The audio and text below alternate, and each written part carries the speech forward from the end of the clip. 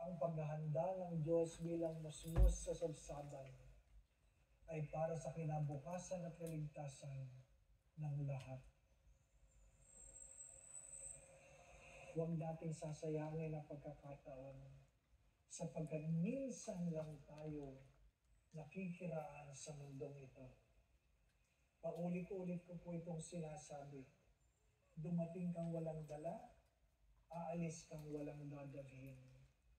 Hari nawa, meron kang maiiwang magandang alaala. Amen.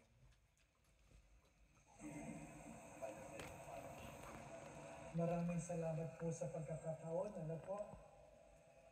Inuulit ko, ang Adbyento ay hindi lang tungkol sa Pasko, hindi lang tungkol sa pag-antay, kundi tungkol sa paghahanda.